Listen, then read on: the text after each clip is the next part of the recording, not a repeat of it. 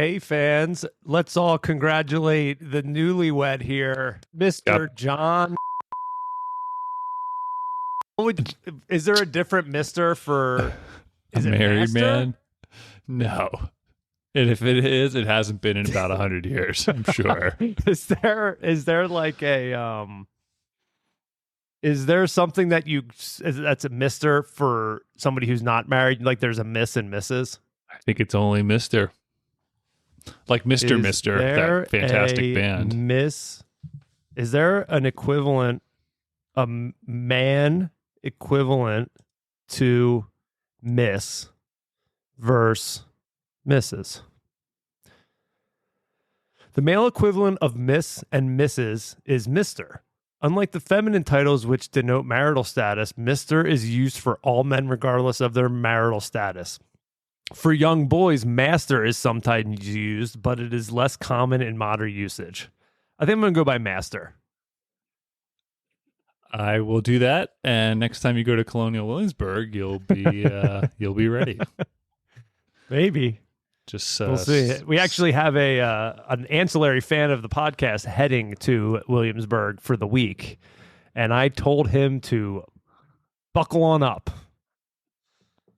He didn't listen to the episodes, so doesn't really know what he's getting himself into. Well, just tell him to go early in the day. Don't. I told him. I gave him the Cliff Notes.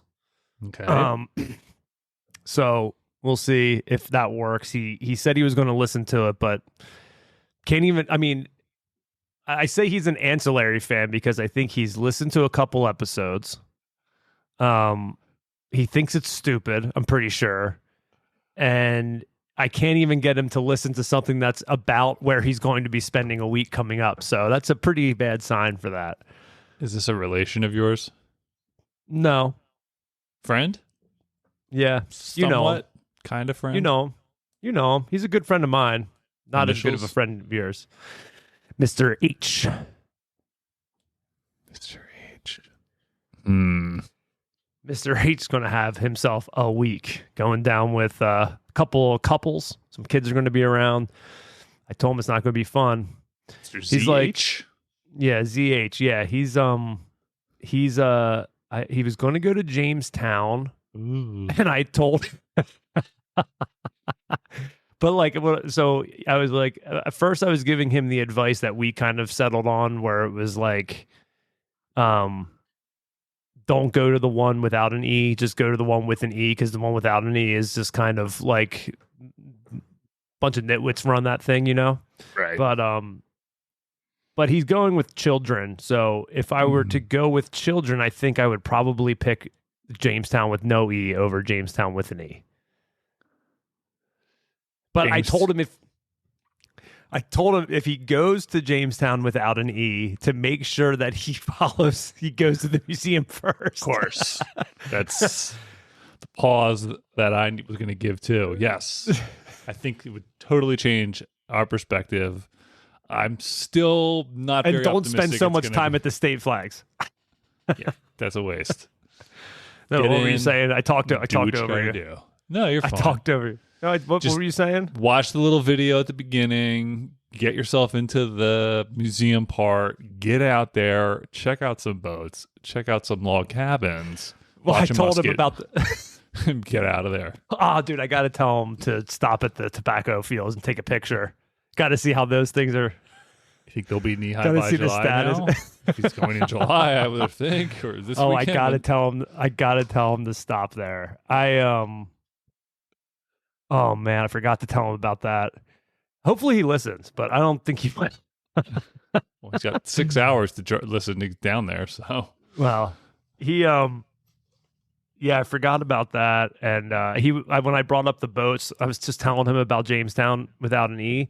And I said, like, yeah, they have the boats there that they like models of the boats that they landed there with. He's like, oh, that's pretty cool. I'm like, yeah, when we were there, they were working on them, so we couldn't go on them. That was the first kick in the nuts of multitudes kicking the nuts that weekend. Multiple of them. Definitely tell him if he wants to go to House of Burgesses, do it early. I told him, what I said was, just Peanut keep in soup mind can wait. that That's true. I didn't tell. I don't know if I told him about the peanut soup, but I did tell him. You know, I'm sure the fans are really excited to listen to us recap our most recent episodes. But I told him that even though it says the park is open till 9, that everything closes at 5. He needs to be aware. Just check himself before he. He's lucky, dude. He's lucky. He's got a chance. He's got a chance to have a good time. If he heeds our advice, and that starts by being a fan and listening to this podcast. Yeah. So if he doesn't, well then, if he doesn't do that, well he's got what's coming to him. So yeah. Anyway, fans, welcome to another episode of the Nailing History podcast. Fresh off of a big old trip to California, big to time. See John make his nuptials. Is that what you say? Lauren with a Lauren G, now soon to be Lauren N. Lauren N. Now that you've put my last name on blast. Did I? When? Lauren Jonathan P. Oh yeah. Oh yeah. I can edit that out. Find me on LinkedIn. It's my only social. In Sutter Creek. Yeah, Beautiful. it was a good week.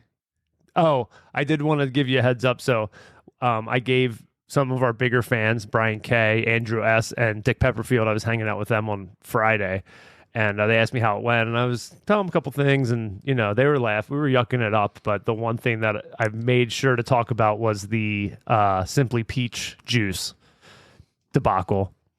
And it was funny, you know, so fans, if you don't know, John here and Lauren chose a signature drink for their wedding, as most people do. It was called the Naughty. Well, I guess I can't even say what the name's called, but it was called the Naughty N. Well, I can't say that. That sounds. It's California. We weren't getting married in Mississippi. I mean, come on. So it was a signature drink, and what was the signature drink? What did it include? What was the concoction you guys decided on here? There was an alcoholic version and non-alcoholic version. Alcoholic version includes Sauvignon Blanc. It had peach juice. Yep, simply peach juice. Lime seltzer water, and a dash of something else. I forget. It was good. I had one, but just to give a recap, John here. So John was being a diva. My opinion, he was being a diva the whole week. But, you know, Friday came around. I had to check out of my room. I didn't have anywhere to go. So I went over and was hanging out with John. I said, hey, man, is there anything that we really need to do today and to get ready for tomorrow? So this was Friday. The wedding was Saturday. John says, oh, yeah, we need to pick up peach juice for our signature drink the day before. I said, peach juice? Okay. Where do you get that? He said, oh, any grocery store. So we go around, me and John. So there were two groups of people running errands. So we were all kind of looking for this peach juice, Simply Peach, and John and I struck out, but the other group, I think they were able to get 8 of them. Mm-hmm. So 6. But we needed 9. Our goal was 9. I think we came back to the house with 6 or 7. And that was a very low goal, but that's fine. So at the end of the day, it didn't really matter because they ran out of it by the end of cocktail hour, I'm pretty sure. So it's not like if we would have gotten 9, it would have lasted the whole time. So it didn't really matter. But our fans and guests of the wedding, like I say fans because they all heard about this podcast. So if any of you were at the wedding, you know that you would have, if you're a new subscriber, welcome to the show. They pivoted. They thought it was so good, so refreshing that they went ahead and started using peach White Claws as a replacement for the Simply Peach juice. So, you know, our guests, our fans are very resourceful like that. And it worked. It was a great time. But the reason I bring that up is I got a text from friend of the show, Brian K. He said, got every Simply drink under the sun at Acme except peach. To which I responded, because I happened to be grocery shopping at the time, I said, LMAO, same at Wegmans. Then Brian K. said, I was hoodwinked. It's all I think about now. And I said, I do want some. So I was given it, and we kind of talked about it. Actually, Dick Pepperfield is a fan of it already. He said he just he polished off a bottle a couple weeks ago. So he likes the Simply Peach. He was shocked that we waited till the day before to look for it. It's a little bit hard to find, apparently, but just wanted to bring that up. I thought that was funny. Now, was he drinking this as a result of you telling him about it, or was he just in the grocery Dick Pepperfield? store? Yes. Oh, just by himself. He didn't hear about it until Friday. Okay. Wow. It's good stuff. It Quite was good good stuff. It was but it's only good. like, what, 20% real fruit? What was this percentage? It was some ridiculous percentage. Like, the orange peach one. I is think like the peach 100%. one. Yeah, I think the peach one is like the only one that's not 100% juice or something. Like anywhere close to 100%. It's like 17% juice. I think it was like 5% or something ridiculous. It was refreshing. It was good. Cocktail hour drink was a hit. And yeah, the whole wedding was a great time. It was very hot. Hey, John. So, yeah, we're not going to go through a whole recap of the wedding. As John said, I was the best man. He'd said that before. So I was stressing about my speech, which I did pretty well. It's funny, every single speech that was made. So the the officiant of the wedding, I guess you could say. Yep. Mm-hmm. She gave a speech like as part of the service. And what I said is her speech was very good. And so the whole time I was standing up at the altar, the whole time I'm like, she's doing way better than me. This stinks. Like already getting outshined at the beginning. I'm like, I'm not going to be able to follow this up. It was a good speech. And as part of the vows that she had you guys read, I believe she got Lauren now N, to agree to always support the podcast. I do think I heard that, yes. So that's legally binding. That's in the state of California, at least, for sure. So if she doesn't, you can get an annulment. Could you imagine? The contract states clearly.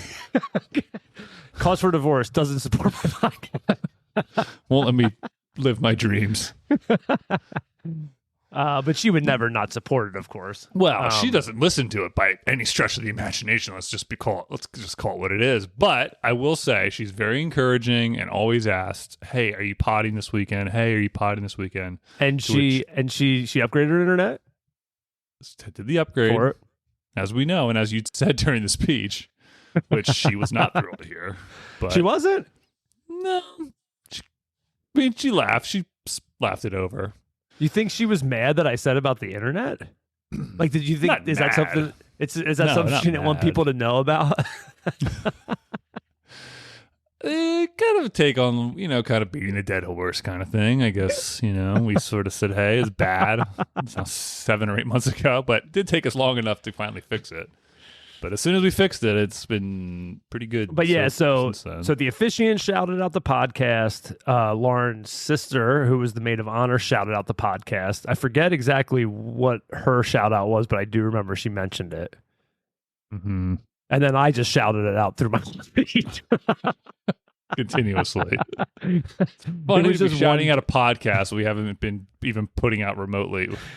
It was a giant plug even for the podcast. That's what I took it as. How many people were there?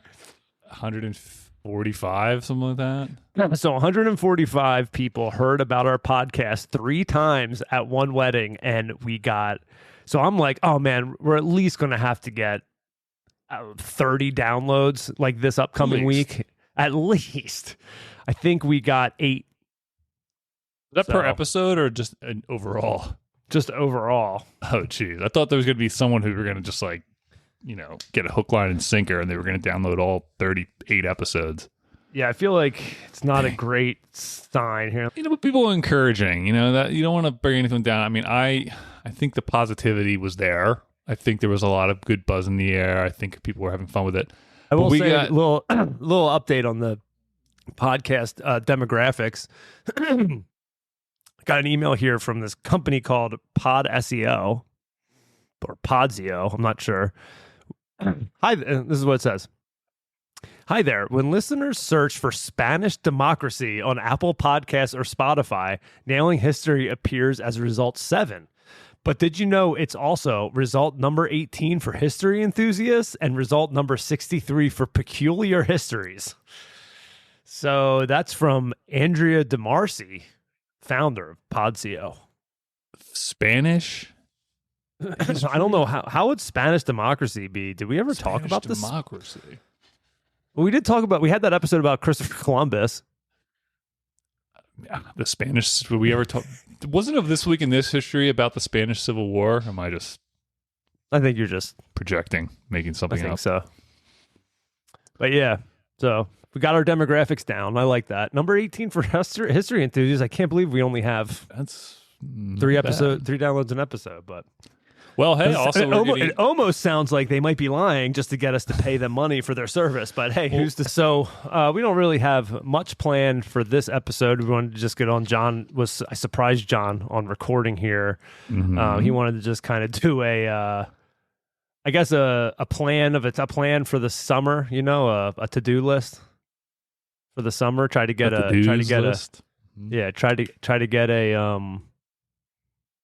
I don't know, what would you call it? A rubric or a syllabus?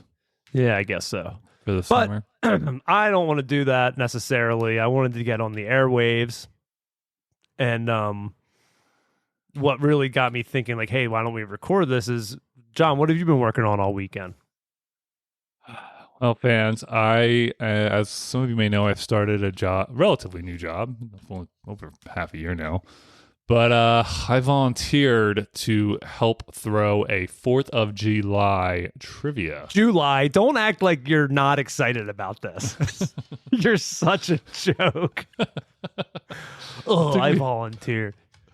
Oh, I was part of this cultural committee, and we have a culture week every year at the end of June, and it kind of wraps up. I think this 4th of July trivia is the big shebang. It's the kind of the final firework, as you may say, to round off culture week at my work.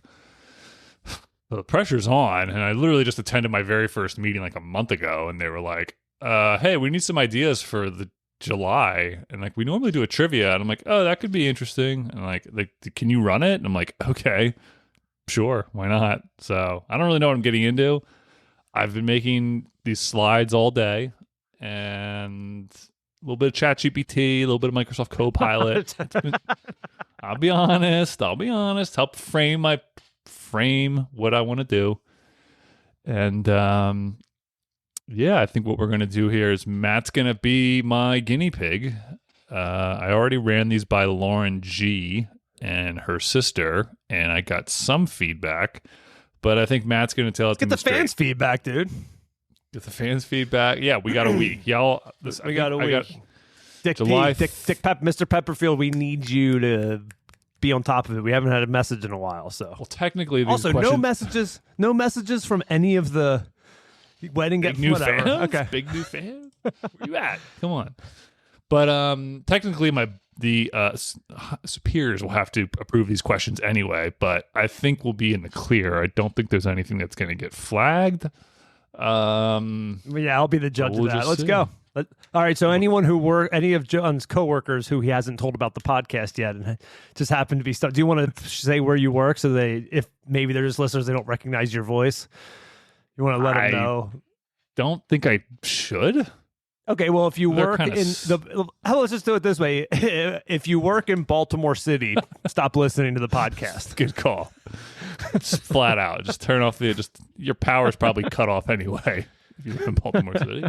Anyway, power's probably gone. What's that supposed to mean? I don't know. It's a can't safe, pay their bills. Very safe and pleasant town. Love it. Every minute of it. Yikes. Anyway, it's a chill place. A lot of history. Pratt Street.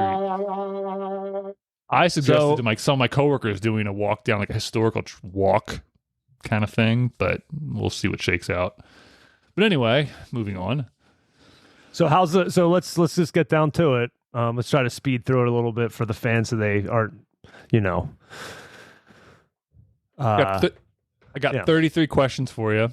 How is it broken out in rounds, or how do you have the scoring figured out? Well, I had it. Well, in this is this a Jeopardy style, or no? It's just a matter of multiple choice mixed in with some typing the answer. Just like multiple trivia. Choice. Yeah, I have to be cognizant of different people at my work, and some of these questions, if Like the numbers based ones are multiple choice primarily, so that people aren't taking guesses at random numbers and getting nowhere near it. Excuse me. You could just say who's the closest, but okay, whatever. Yeah, but I'm trying to use the software. They want me to use the software where I can present and like share my screen in a presentation room, and then like anyone who's working from home can also participate by just logging into the site on their phone, and all the answers are just tallied up there, and it kind of does all the work for you. Long story short, I put effort into it, but I didn't want to put that much effort into it. So I put effort into the questions in terms of how I actually went ahead and made those. So is it just one round and like a score? Is that it, or is there multiple rounds? I kind of broke it off into 3 rounds. The categories are 3 rounds of 11 questions each. Interesting. It's just what it came out to. So there were kind of 3 different rounds: food, fireworks, and festivities. This is co-pilot talking here. Food, fireworks, and festivities. Born and died in the USA, and then stars, stripes, and independence. So the first category, the first like 11 questions are kind of more like pop culture related and festivities and food and all that stuff. Born and died in is like things that happened on July 4th throughout the history. Born and died, yeah. I'm not actually going to say these categories during the presentation because, again, the software I'm using isn't letting me kind of give categories to these. But anyway, and then Stars and Stripes is a kind of more history, although there's a lot of them are mostly history, but you'll see. Nothing too crazy. I think you should do very well. If you don't get north of 90%, I'll be a little embarrassed for you. So I'm going out on a limb. If I do bad, I guess I just won't publish the episode. You need 29 questions to pass. Thought it was 33. Oh, okay. You need 29, right? All right, here we go. All right, everybody, please. Welcome to the Nailing History Trivia. 4th of July edition. 4th of July. All right, Matt, are you ready to go? Yep. First question. How many hot dogs? Okay. It's multiple choice. This one's multiple choice. How many hot dogs on average are consumed on the 4th of July each year? 50 million, 150 million, 500 million, 300 million. How many people live in U.S.? 330, roughly. Million.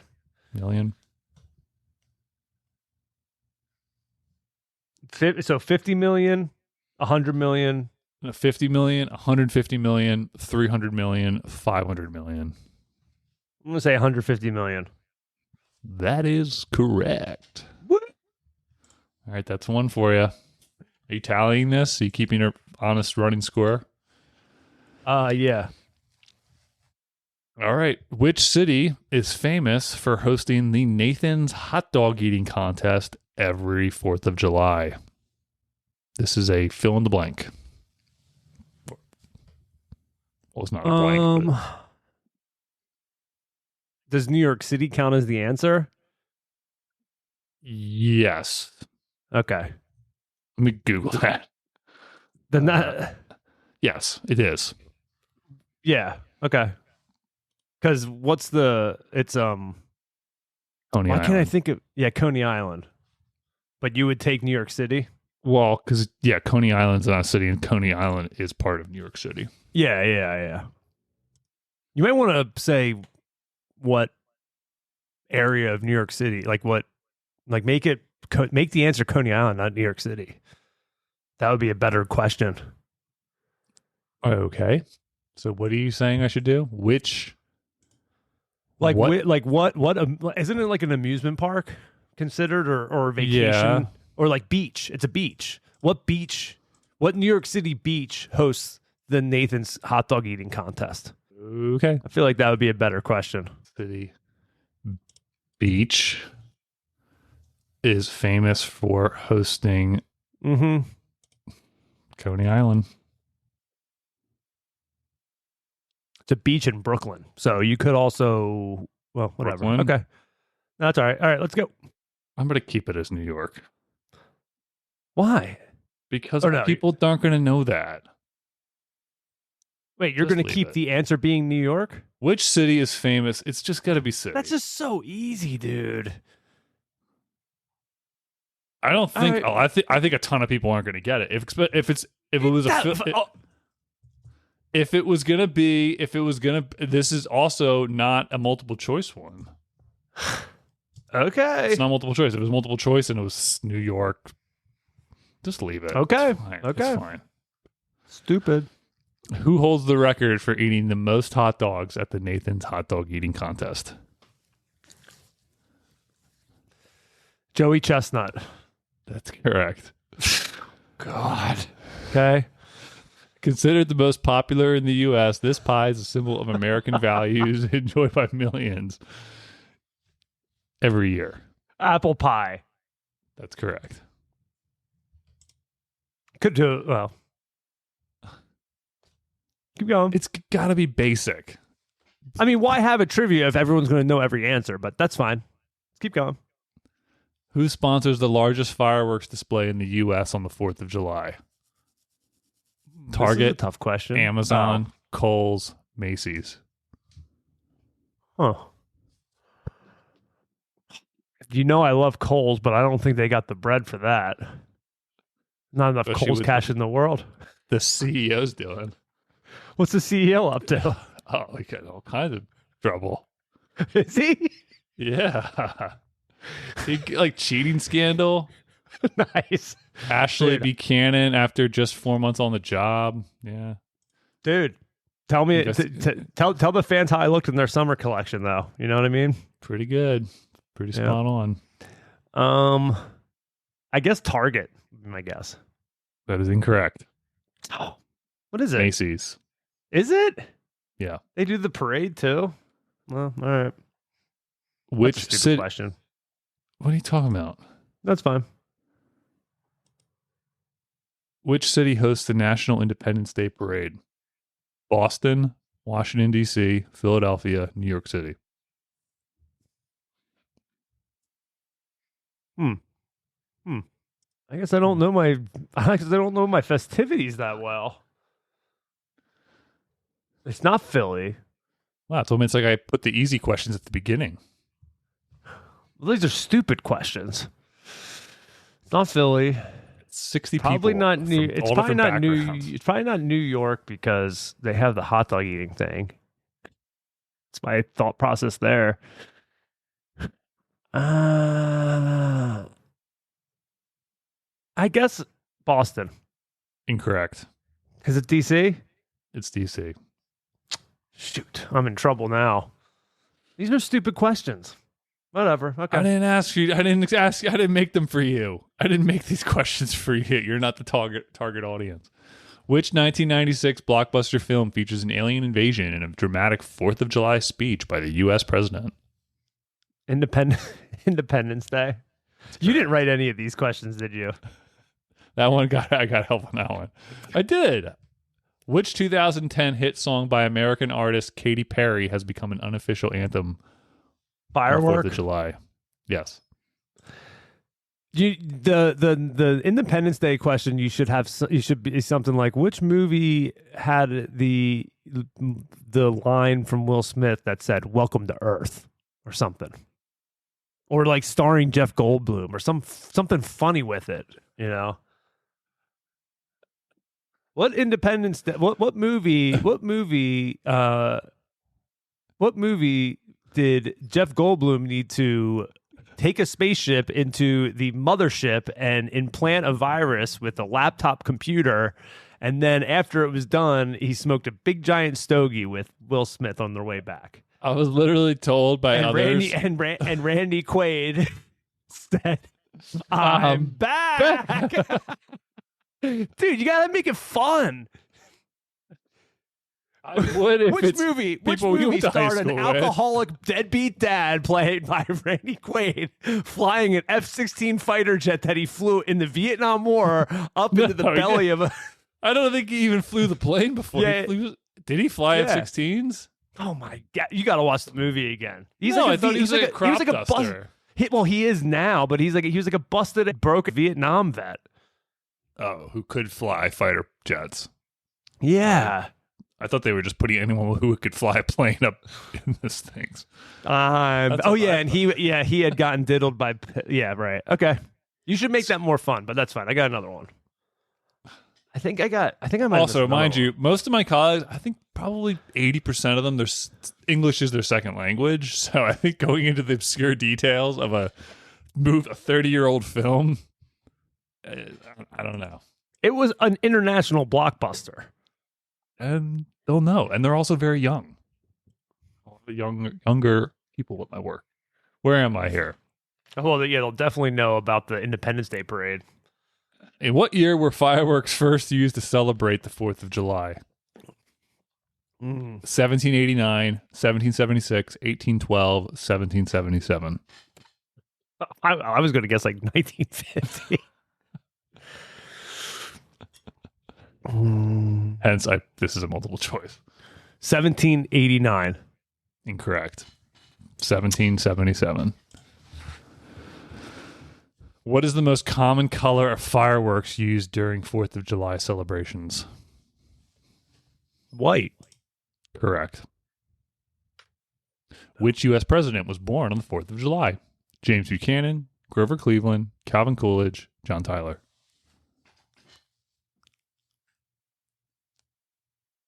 Just thinking about that Tom Cruise movie, Born on the 4th of July. What were the choices? Grover Cleveland, James Buchanan, Calvin Coolidge, John Tyler. Oh, man. Buchanan. Incorrect. Calvin Coolidge. And then in my thing, I've got 11 questions. And then there's going to be a leaderboard, and it's going to show how everyone's doing. And then I'll say, is that the 11th question? Doing great. Yeah. Is that the 11th question? Yeah. So I only got 1, 2, 3, 4, 5, 6. I got 7.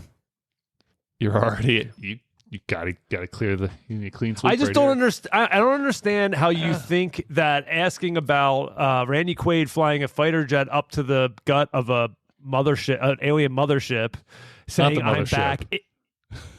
It's not the mothership. It wasn't the mothership. You're right. But I know that. How you think that would be harder for them to get than which president that Calvin Coolidge was born on the 4th of July? But whatever, that's fine. No, I mean it's a guess, but it's like very American. It's very surprised you didn't say which 2 presidents died on the 4th of July. Would have been a better one. But okay, well, where are we? We're at the 12th question here. Which U.S. state is known as the birthplace of the American Revolution? Massachusetts, Virginia, Pennsylvania, or New York? I guess Massachusetts. That's correct. Which actor starred in the 1989 film Born on the 4th of July, directed by Oliver Stone? And this is not a multiple choice.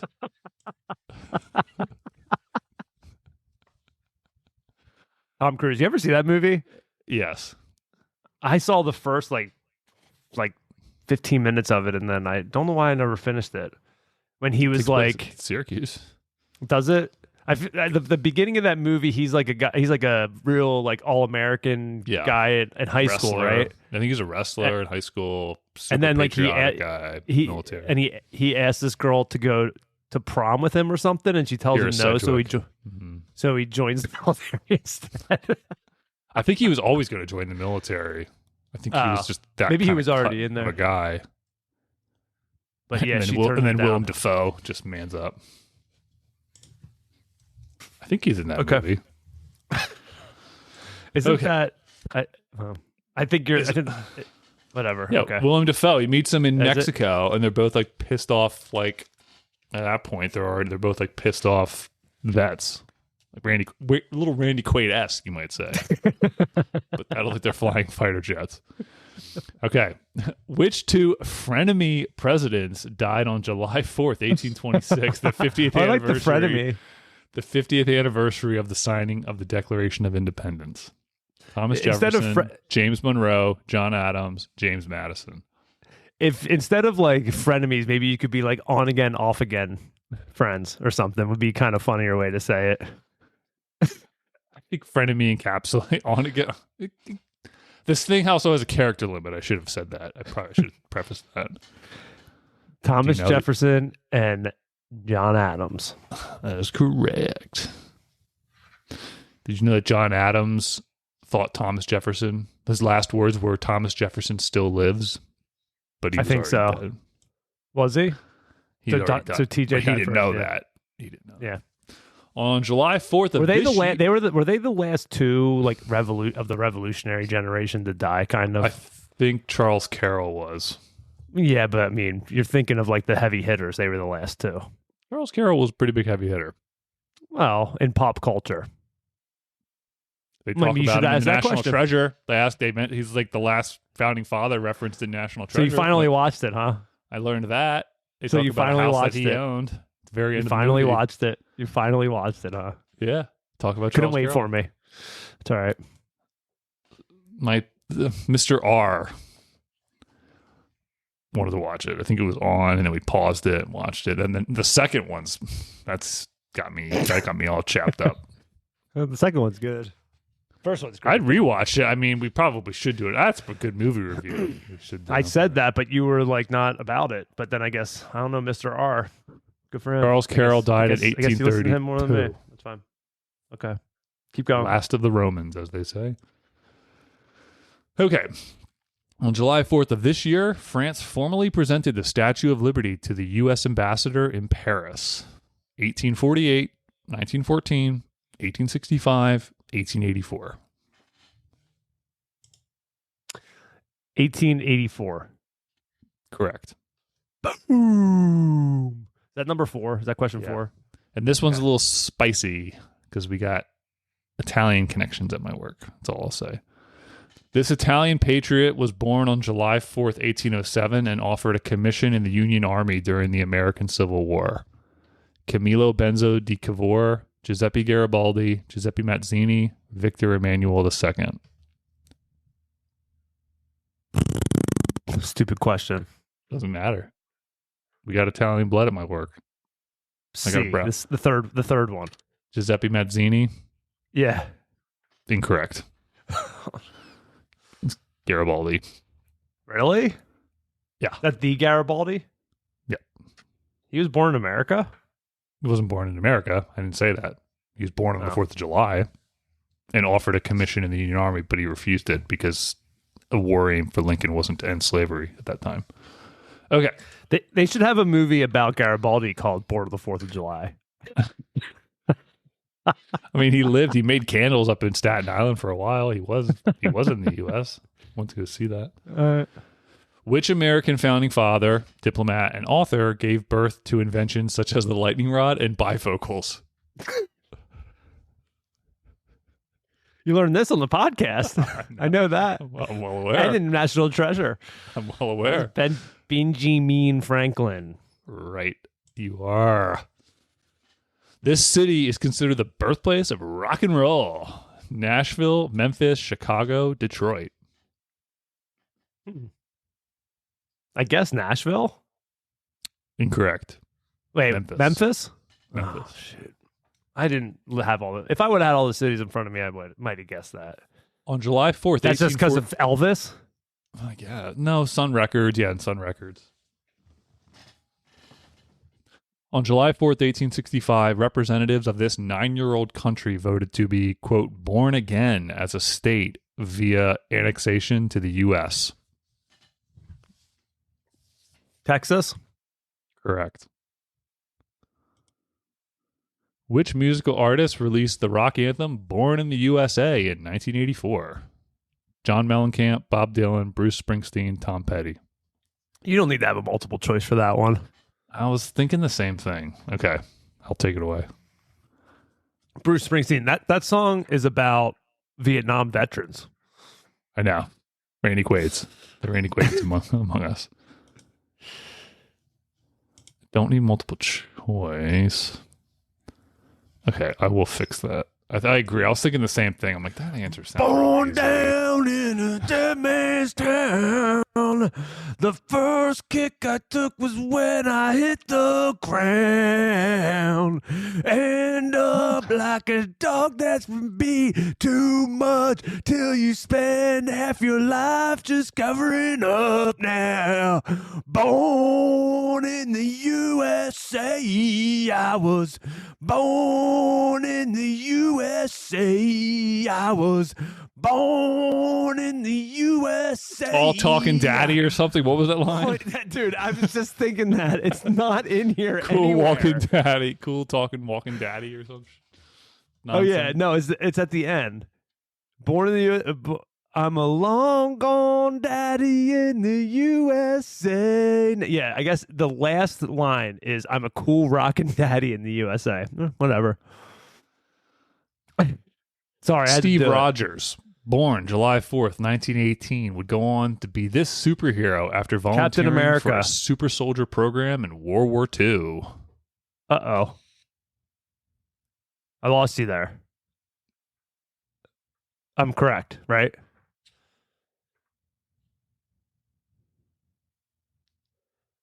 Hello. Uh-oh. You good? I'm good. All right, you've guess you might need a new upgrade to the internet. Steve Rogers, Captain America. That's what I said. Okay. Were you going to do that one multiple choice? You broke up there on my end. No, it was not multiple choice. Okay. This colony established. You like that movie? I just saw the recent one. That was pretty much. That's probably not good. Trash. Well, when they Harrison Ford. Well, just but he's not even Steve Rogers. It's a different guy, right? It's a totally different soldier. Yeah. Well, because they Captain America, right? He the end of. Have you seen all the Marvel movies? No. Well, spoiler alert to any of the listeners. I don't know how much it matters, but at the end of the first timeline or whatever, at the end of the main core of the Marvel movies, he goes back in time and then lives his life like he wouldn't have missed, because the whole thing is he gets frozen and then he wakes up in present day. So he goes back so and then when he does that, he kind of passes the torch on to somebody else. Anthony, what's his name? The guy in the new movie. Yeah. What the heck's that guy's name? Anthony Mackie. Yes. Okay. All right, keep going. Sorry, got derailed there. It's all right. It's all right. Oh shoot! So what question is? Oh man, I'm running out of tallies. I think I got 23. Okay. We're at 21 or 22. I don't know where we're at. All right, keep going. I think we're at question 22. Oh man, you're really breaking up here. My stuff's fine. Interesting. Okay, keep going. This colony, established in 1607, is where the first permanent English settlement in North America was born. Oh, with an E or without an E? No, it's not the name of the settlement. Oh wait, what's the question? So this colony, established in 1607, is where the first permanent English settlement in North America was born. Is this going to be multiple choice or no? No. That's a good question. Virginia. Right. Could say colony of Virginia. Jamestown is not correct. Jamestown was a settlement in the colony of Virginia. Then we had another quiz. Then I got another leaderboard. Where's the... Oh, wait. So I'm at... And then they get pretty easy. And then back to being easy. I thought that one was easier than the first one. Hold on. 1, 2, 3, 4, 5, 6. You did pretty good there. Okay, I'm at... I think I'm at 16. Ooh. Ooh. Cool rockin' daddy in the USA. Okay. Here's an easy one. What year was the Declaration of Independence signed? 1776, 1783, 1775, 1781. What were the choices? 1776, 1783, 1775, 1781. I was thinking I should not make this one multiple choice, but you seem to... 1776. What do you think? Should I? like the date that anyone throws around. I honestly think that throwing 1775 in there makes it a more complicated question. Kind of. Because, like, the war started in 1775, kind of, Yeah. So it makes it a little bit more it adds a little bit. It adds more to it if you have that. Then. Having the choices makes it a little. If you're going to have the choices in 1775 is one of the choices. I think it makes it a little bit more challenging. I think so. Okay, cool. No multiple choice. Who was the principal author of the Declaration of Independence? Tommy J. That's right. Our boy. What do the 13 stripes of the American flag represent? 13 founding fathers, 13 amendments, 13 original colonies, 13 years of independence. I feel like this shouldn't be multiple choice. Colonies. Okay. You don't think so? No. Okay. I'm a cool trivia daddy in the USA. Okay. Moving on. Which state was the first to recognize the 4th of July as a state holiday? As a state holiday, huh? Delaware? Massachusetts again. Okay. Like within the 1780s. Okay. I don't know why I said Delaware. That was stupid. What is the name of the famous bell that rang to mark the signing of the Declaration of Independence? Recently visited by Billy Corgan or William Corgan and his family. Of the Smashing Pumpkins. Children. They actually talked about that on WMMR the next day after I sent you that tweet. They were talking about it. Oh, really cool to see he was taking in the sites in Philadelphia. Apparently, he has some side project called Billy Corgan and the Mothers of God or some ridiculous name. They were playing it at the TLA. That's why he was in town. Oh, the Liberty Bell. That's right. And the Machines of God. Sorry. Billy Corgan and the Machines of God. Sounds like a Frank Zappa name. Frank Zappa and the Mothers of Invention. Sounds like a channeling him. Which founding father is known for his large signature on the Declaration of Independence? No multiple choice. Ace of spades. John Hancock. I gotta think of Tommy Boy saying John Hancock. It was Herbie Hancock. What is the official name of the U.S. national anthem? The Star Spangled Banner. You gonna do the multiple choice on that? I wasn't going to. Yeah, that's fine. You're just very inconsistent with the difficulty that you want to make this thing, I think, but it's fine. Well, that's why I need help. So that should be multiple choice. Do I need a hard and fast rule? I feel like probably only numbers, like only the years and numbers should get multiple choices, and everything else you have to type it in. I don't know. I'll have to re-listen to the episode and give you my feedback. Which founding father from Virginia famously said, "Give me liberty or give me death"? Not multiple choice. That's a tough non-multiple choice one. Well, half these kids are American educated. Some of them, not all of them, but most of them. I bet I would be curious how many people actually would be able to say that. Oh, no one's going to get this one right. But that's where you're separating. So? That's where I'm separating the... It's 4th of July. This is American history. I don't know. What do you want me to tell you, people? Sir Patrick Henry. Correct. How many delegates signed the U.S. Declaration of Independence? 62, 48, 84, 56. I don't know that one. 56? Correct. Boom. In what year did the U.S. Congress make the 4th of July a federal holiday?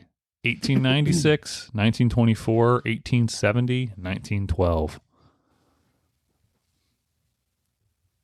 I'm thinking probably not 24. Well, 1912, the Titanic. 18. What was the 18 one? 1896, 1870. 1870, right after the Civil War. I could see that. I'm gonna say 1870. Correct. Just rubbing it in. Just rubbing it in. Last question. In what city was the Declaration of Independence written, signed, and adopted? Philadelphia. I didn't give that away in the Liberty Bell one, did I? No, I don't think I did. That's it. It was literally just an exercise to just have a... What do you think? What do I think? Yeah, how'd you do? I don't know. I feel like I missed some that I got right. I was kind of preoccupied, but 3, 4, 5, 6, 7, 8, 9, 10. I got, I think, 26. But I could have missing one. It might be 27 or maybe 28. Ooh, 79%. I thought you said to pass I needed like a 29 or something. Out of 33, yeah. Passing is over 70. No, not in this. Not for a amateur historian enthusiast who's been doing a podcast for 15, 16 months. Yeah, but the questions that I got wrong were stupid ones. Oh, which president was born on the 4th of July? How am I supposed to know that? Did you know that before you looked it up? No. Yeah, exactly. John's shaking his head no for the fans. Do you know the other president who died on the 4th of July? I didn't include this as a question, but just... You could have seen his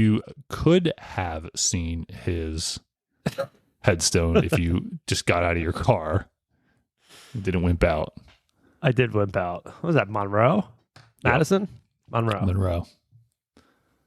Tuberculosis. Gets them all. Gets to every time. Oof. Rough way to go.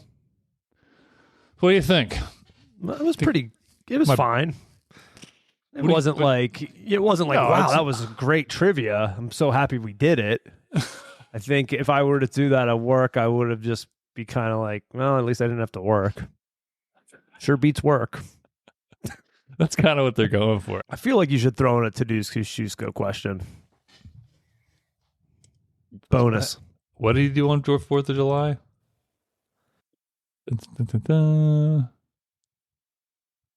You should do like... Because Chusco Monument at West Point was dedicated on July 4th, 1828.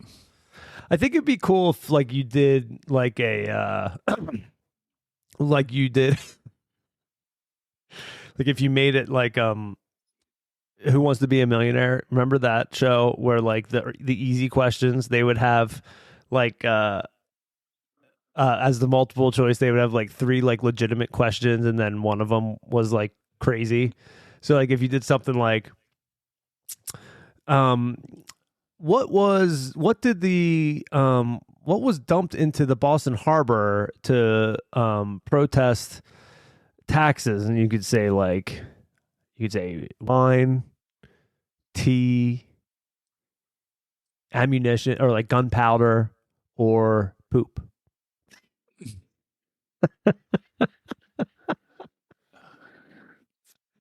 Like that would be funny. Like have it fun like that. Yeah, see, I'm not the fun guy.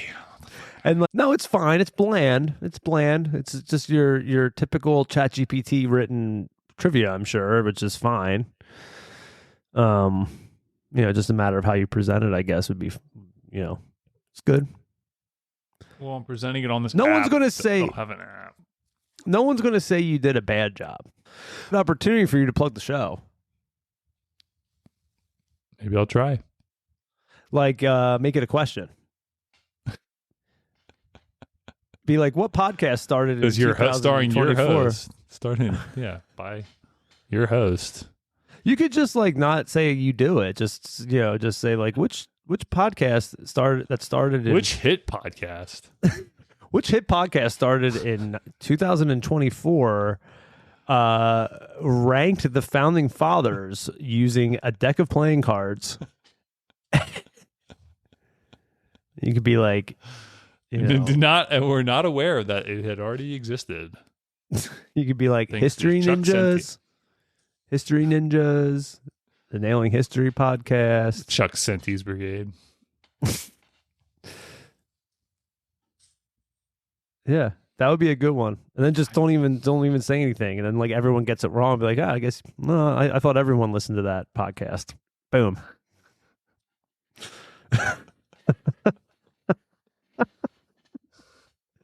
It's easy as that. Easy as that. No, they just what you do these things like public speaking, getting up, presentation skills. I mean, yeah, we'll just see how it all goes though. You're not good at that? I think I'll be fine. Yeah, it's a little dry, but I think we'll be fine. Are you gonna wear a suit? Like a game show host? Yeah. I should be wearing like a 4th of July tie. At minimum. You should dress like Will Ferrell in that SNL bit where he comes into work. I don't know if that was for the 4th of July, but it was for like it might have been, or it was like Memorial Day or something. And he came in dressed like he had like some Speedo on or something. Oh yeah. With the crop top. Yeah. That would be awesome if you showed up like that, dude. It really would. It would. That would. So, like, I mean, that would make up for how dry the trivia was. My only I truly think my suggestion of like making one of the answers funny could be fun for a couple of them. Okay. So for the multiple choice ones, obviously. Yeah, I think you might be able to. You know, Vaughn, you have a question about the Iran bombing on there too. just dust that one in there. Oh my god. So when would the Confederate States have celebrated their Independence Day? Do you know? I don't. February 8th. My birthday. No way. It says the Confederacy was formed on February 8th, 1861 by South Carolina, Mississippi, Florida, Alabama, Georgia, Louisiana, and Texas. How did you not know that? They adopted a new constitution establishing a confederation government of sovereign and independent states. How did you not know that it was on your birthday? Just didn't know it. Well, anything else to leave him with, John? No, we need your feedback. As we said, we need your feedback on the trivia as soon as possible so John can make the changes. When is Well, they want to draft. Submit? They want to draft by Tuesday. Oh, like 2 days from now? Yeah. Well, you can always. That's just a draft. Yeah. Oh, they're making it pretty official. Yeah. Wow. Kind of. A lot of pressure. Well, they just don't want anything to be offensive, aka wearing a Speedo. Like they wouldn't know about that. Obviously. They might not. I know it's dry. I know it's dry, but I think I just gotta like let my personality come through and just I'll try to just get the crowd. Yeah, that works. Yeah, do a little work. Do a little crowd work. Yeah, let your personality come through. That'll really spice it up, I'm sure. Do a little crowd work. Just do a little crowd work. I'm telling you, dude, make some of the answers funny. They would add to it. I think you're right. Which U.S. president was born on the 4th of July? Okay, fine. It's Calvin Coolidge. But what were the other three? Well, that wouldn't be one that you would make as being funny unless you made it something ridiculous, like what's the name? Like a not real president. Like I don't even know how would you make that answer. No, that funny? one probably would be funny. Who sponsors the largest fireworks display in the U.S.? Macy's. So Target, Amazon, or Kohl's. What should I? Hooters. That would be funny. I would laugh. Manier Devoir. Enron. That would be funny. Do you think the kids would get that one? Why would they? Lehman Brothers. Ocean Gate, the the people who were responsible for that submarine that imploded, going to the Titanic. It's gonna be known as the boring trivia guy at work. That's just what I'm gonna be now. I'm just gonna be the boring trivia guy.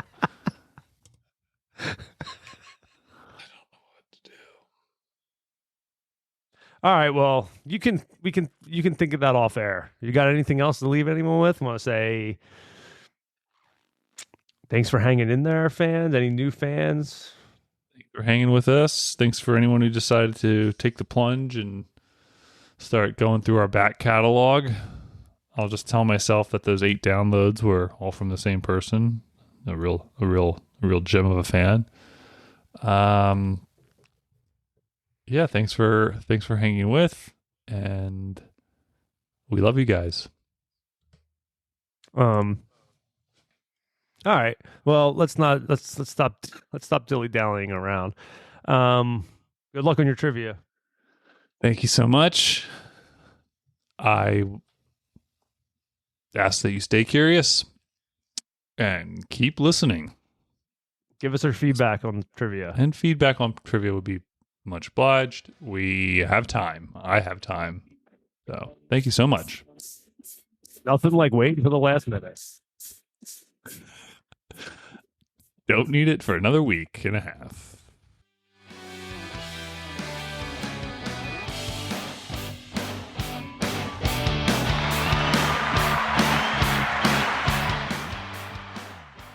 Come on, man. I got hairy legs. And we say bye-bye.